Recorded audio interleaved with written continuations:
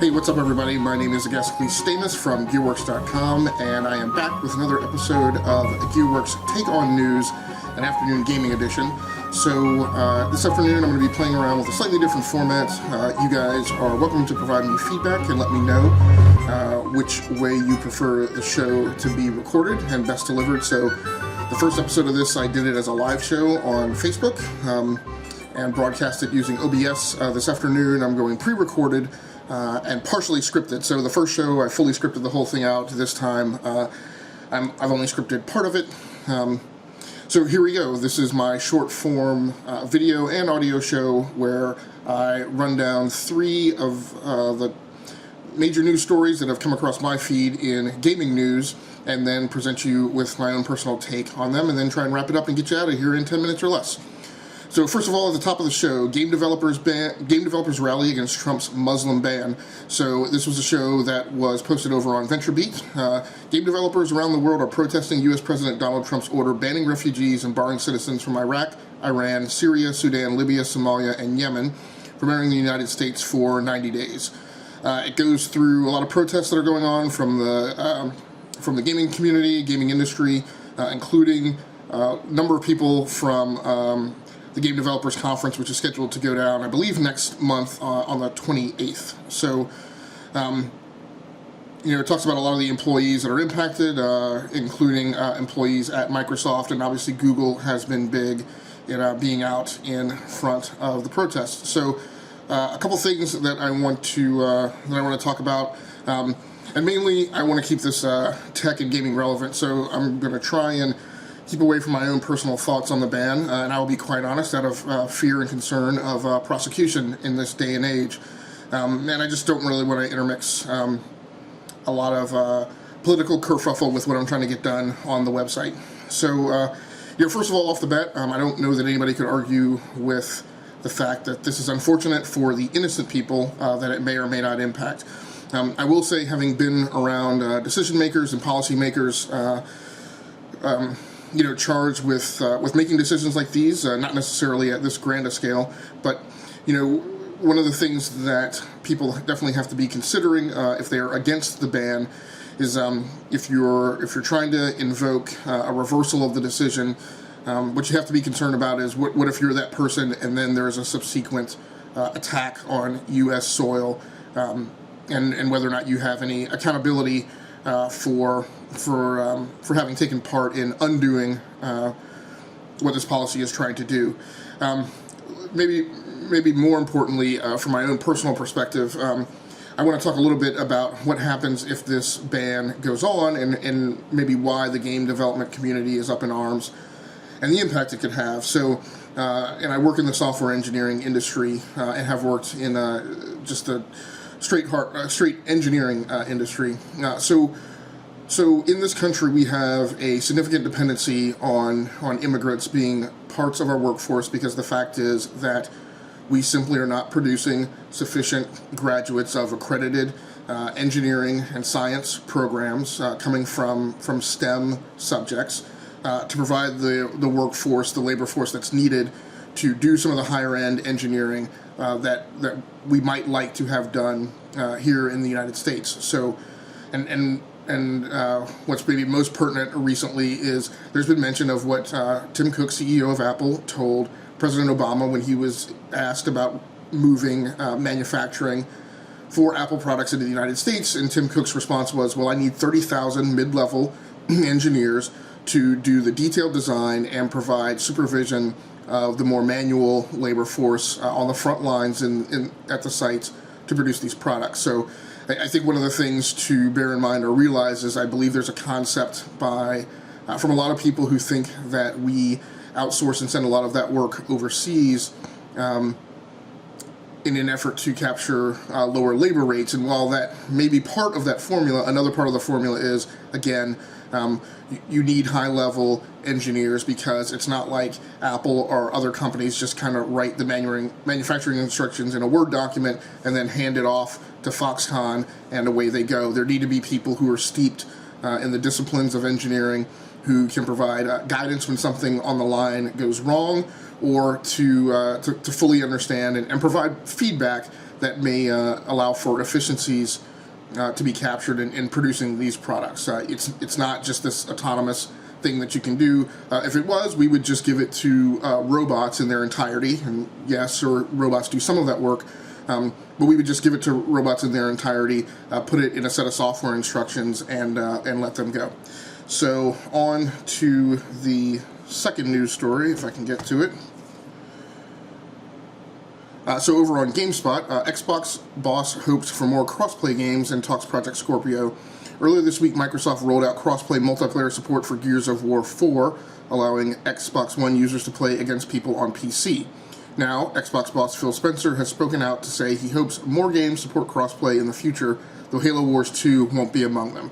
So Phil Spencer has been on record before indicating that the technology of Halo Wars 2, which is a derivative of the original Halo Wars, that source code, just simply wasn't built with the infrastructure and framework in place to easily implement crossplay. He also mentions in this news story a little bit about Project Scorpio, and people have asked him for pre-orders, and Phil Spencer's response was simply to wait to see some of the games. So what that sounds like to me is that they're going to go to E3 and demonstrate games being played on Scorpio, and then sometime after that, word will come out about pre-orders for the Scorpio. And again, Phil Spencer, if you don't know, is head of the Xbox division at Microsoft. And again, this was a story on GameSpot. So my comments on this are, number one, I just didn't know that crossplay wasn't included in games that you bought from the Microsoft store that were crossplay compatible. I have been very bullish on recommending these games and purchasing from the Microsoft store myself. I specifically bought Gears of War 4 as well as Forza Horizon 3. And I was almost certain that I've played Forza Horizon 3 on my PC with friends of mine on Xbox, but I could be mistaken, so I need to go back and check that out. I think mostly what this means for me is that I'm going to be maybe a little more careful about whether or not about being so bullish on them until I have an opportunity to check out and verify that the games that I've purchased do actually allow for crossplay. Obviously, like I said, one of the ones that I bought was Gears of War 4, and it does not allow for crossplay, so I would have been very remiss if I had recommended that somebody buy it for that, and it didn't actually include it. But in general, I still like the program, the business model of crossplay. I think it's awesome that you can buy a game and play it in two different places, run two different campaigns. By the same token, if you don't want to run two different campaigns, I think it's also awesome that you install the game and it pulls down, I guess, what is some type of cloud save. I wish I was more consciously aware of how I had enabled that or permitted it, because I don't remember consciously doing so when I initially set the game up on the PC. And last story for today is over on CNN. Francis Ford Coppola wants to make an Apocalypse Now video game. So nearly 4 decades after Apocalypse Now came out, Francis Ford Coppola is asking fans of the classic Vietnam War movie to help him turn it into a video game. The legendary director is planning to develop a psychological horror role-playing game where players will see the world through the eyes of Captain Willard, the U.S. officer played by Martin Sheen in the film, who embarks on a mission to assassinate Martin Brando's renegade Colonel Kurtz. It goes on and talks about a few things in here, including that they have started a Kickstarter campaign to raise about $900,000 to fund the movie. And then he also mentions, which I found interesting, that that veteran game developers from franchises like Gears of War and Fallout New Vegas are already on board to support the project. And then there's also a historical reference here, which I found really interesting, that apparently he was way over budget on the original Apocalypse Now and wound up funding a lot of that out of his own pocket. So, more of my specific comments on this. Francis Ford Coppola is quoted as making a statement in here that he doesn't, he's been approached about taking that property and turning it into a video game before, but he didn't want, including mobile games, and turning it into a first-person shooter. But what he didn't want was a game that just traded on the namesake, kind of like Kodak or other companies that have gone out of business, where you can purchase their or license their trademark and put out your own product and then sell it as a Kodak whatever, or like a Nokia whatever, or I guess to a certain extent, kind of sort of where BlackBerry is heading, although I think their deal is a little more firm, that it's specifically going to be Alcatel building those devices. But he didn't want to create a property that just utilized the Apocalypse Now name as a trademark and didn't really have to do with the movie or reflect the original creative intent of the movie.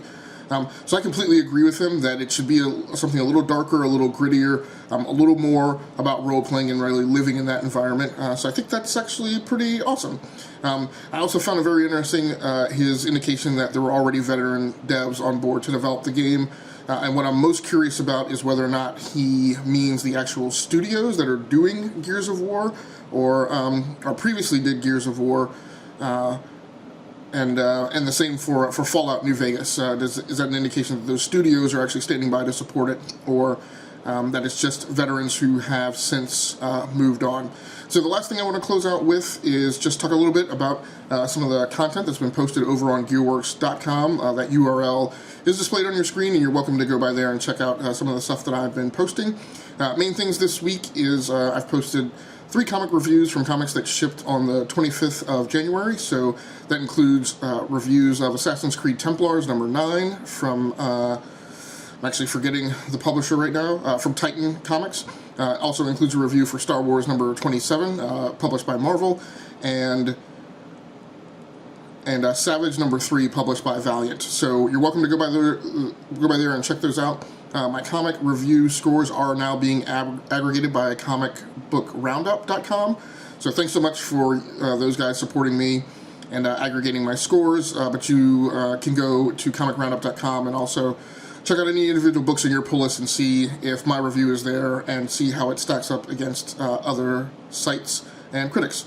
And then last thing that's been posted on the site, there's been quite a number of video game gameplay that I've posted over there. You can access those either via the site GearWERKZ.com or on my YouTube channel, Rounding Off Infinity. And most recently, what's over there of interest, I posted some video of Shadow Fight 2, played on the NVIDIA Shield Portable. So that's a shadow fighting game around the martial arts style. I thought it was pretty interesting. The game's been out for a while, but I don't think a lot of people know about it. Probably bigger news, I've also posted some gameplay of the Halo Wars 2 Blitz beta, so that's available on the channel. And then I've posted gameplay from 3 games on PC.